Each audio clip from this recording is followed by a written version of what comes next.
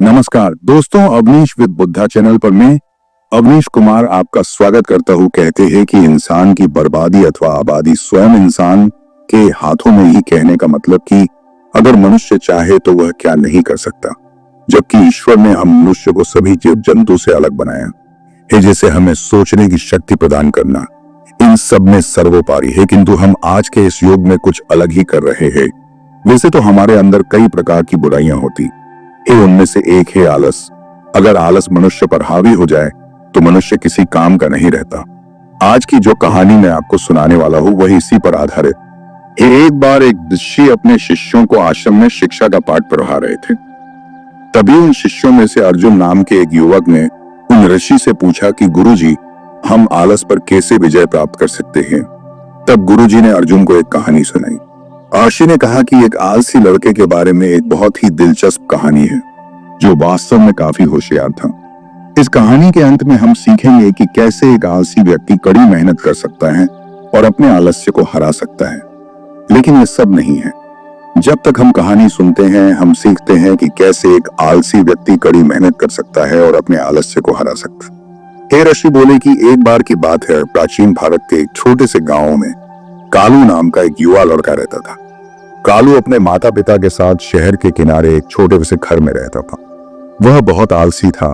वह हर दिन खेतों में अपने पिता की मदद करता था, लेकिन उसका काम केवल उन पक्षियों को भगाना था जो उनकी चावल की फसलों को खाने आते थे। ज्यादातर लोग चावल को भगाने के लिए लाठी या गुलेल का इस्तेमाल करते थे, पक्षियों का पीछा करते थे।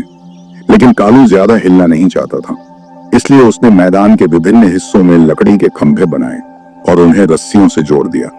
इस तरह वह बिना खड़े हुए पक्षियों को डरा सकता था, वह लेट सकता था और आराम कर सकता था। उसके पिता थोड़े बीमार रहते थे। कालू के पिता को उसके आलस्य की चिंता थी और लगता था कि अगर मैं बीमार हो जाऊंगा तो कालू सब कुछ कैसे संभालेगा। लेकिन चूंकि कालू हमेशा अपना काम पूरा करता था, इसलिए उसके पिता कभी नाराज नहीं होते थे। गर्मियों में सूखे मौसम के दौरान उसके पिता बहुत बीमार हो गए और कालू को अकेले ही पूरे खेत की देखभाल करनी पड़ी। उसने कोशिश की, लेकिन उसे कड़ी मेहनत की आदत नहीं थी। कुछ हफ्तों के बाद फसलें मरने लगीं, क्योंकि उन्हें पर्याप्त मात्रा में खाद पानी नहीं मिल पा रहा था। इसलिए कालू अपनी फसल को नहीं बचा सका। एक रात कालू अकेले तारों के नीचे बाहर बैठा हुआ खुद को बेकार और निराश महसूस कर रहा था। उसने सोचा कि मैंने कभी और अधिक प्रयास क्यों नहीं किया। अब मेरे परिवार की उम्मीद खत्म हो गई है। वह अपने आप को अकेला और असहाय समझ रहा था। अगली सुबह उसने गांव में लोगों को बात करते हुए सुना कि कालू वहां और देखो वहां क्या हो रहा है। तब कालू ने सुना कि एक सैनिक राजा के महल में एक बड़ी प्रतियोगिता की घोषणा कर रहा है कि विजेता को सोने का एक सिक्का मिलेगा कालू की। यदि मैं भी इस प्रतियोगिता में हिस्सा लूं तो कालू ने सोचा कि यह मेरे परिवार को बचा सकता है। बिना ज्यादा सोचे समझे कालू ने कहा कि वह प्रतियोगिता में शामिल होगा। ग्रामीण कालू पर हंसने लगे। उन्होंने सोचा कि कोई ऐसा कैसे कर सकता है। सब जानते थे कि कालू कितना आलसी था। उसने पूरे राज्य के ताकतवर लोगों के खिलाफ जीत हासिल करने की सोच ली थी, लेकिन कालू को इसकी परवाह नहीं थी। उसके पास महल तक पहुंचने के लिए 3 दिन थे, इसलिए वह जल्दी निकल गया। उसके माता पिता को नहीं लगता था कि कालू यह प्रतियोगिता जीत पाएगा, लेकिन उन्हें उम्मीद थी कि इससे वह और अधिक मेहनत करेगा और बदलाव लाएगा। अब मात्र 3 दिन ही प्रतियोगिता में शेष बचे थे। कालू को भी अपने ऊपर अब पूरा विश्वास हो गया था। 3 दिनों के बाद प्रतियोगिता शुरू हुई। सभी प्रतिभागी एक बड़ी झील के पास एकत्र हुए। उनमें से कई मजबूत और फिट थे, जिससे कालू घबरा गया। मैं इन लोगों को कैसे हरा सकता हूं, उसने सोचा। फिर सेनापति ने नियमों की घोषणा की गई कि उन्हें झील पार करनी होगी और पहले 3 लोग जो इसे पूरा करेंगे वे अगले दौर में जाएंगे। अब सेनापति ने इशारा करते हुए आवाज लगाई। हर कोई झील में कूद गया और तैरना शुरू कर दिया, लेकिन कालू पीछे रह गया। उसने सोचा कि ऐसा कोई तरीका नहीं है जिससे मैं जीत सकता हूं, अगर मैं बस तैरता हूं। अचानक कालू को एक विचार आया। वह पास के जंगल में भाग गया, कुछ टूटी हुई शाखाएं ढूंढकर लाया और एक छोटी सी बेड़ा बनाई। उसने लकड़ी के एक और टुकड़े को चप्पू की तरह इस्तेमाल किया। कालू ने सोचा कि यह झील पार करने की दौड़ है, तैराकी की दौड़ नहीं हो सकती। मैं नहीं कर सकता, लेकिन मैं होशियार हो सकता हूं, क्योंकि अन्य लोग तैरने से थक गए थे। कालू ने धीरे धीरे झील को पार किया, लेकिन निश्चित रूप से उसने अंत में उनमें से कई को पीछे छोड़ दिया। कालू तीसरे स्थान पर रहा और अगले दौर के लिए अर्हता प्राप्त की दो अन्य प्रतिभागी जो बहुत मजबूत थे, उन्होंने भी इसे बनाया। अगले दिन अंतिम प्रतियोगिता शुरू हुई। प्रत्येक प्रतियोगी को एक बड़ा लकड़ी का ब्लॉक दिया गया। अब करना यह था कि ब्लॉक को 1 किलोमीटर तक फिनिश लाइन तक धकेलना।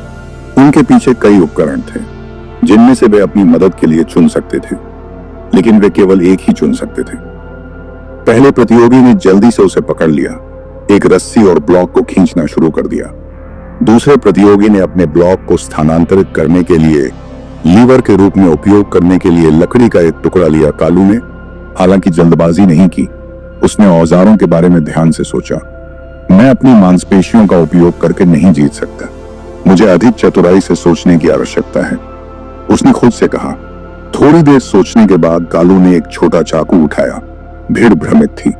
एक चाकू उसे इतने बड़े ब्लॉक को स्थानांतरित करने में कैसे मदद कर सकता है? लेकिन ब्लॉक को धकेलने के बजाय कालू ने उसे तराशना शुरू कर दिया। उसने ब्लॉक को गेंद की तरह गोल आकार में काट दिया। कुछ घंटों के बाद कालू ने तराशना समाप्त कर दिया। अब भारी ब्लॉक के बजाय उसके पास लकड़ी की गेंद थी। कालू ने गेंद को आसानी से धकेला, जबकि अन्य प्रतियोगी बनते ही अपने भारी ब्लॉक के साथ संघर्ष कर रहे थे। ब्लॉकों को पार करते हुए उसने उसे सड़क पर लुढ़काया और अपनी पूरी ताकत और दृढ़ संकल्प के साथ दूसरों को पकड़ लिया। कालू फिनिश लाइन को पार करने वाला पहला व्यक्ति था। भीड़ ने जोर से जयकार की। किसी ने उम्मीद नहीं की थी कि आलसी लड़का जीत जाएगा।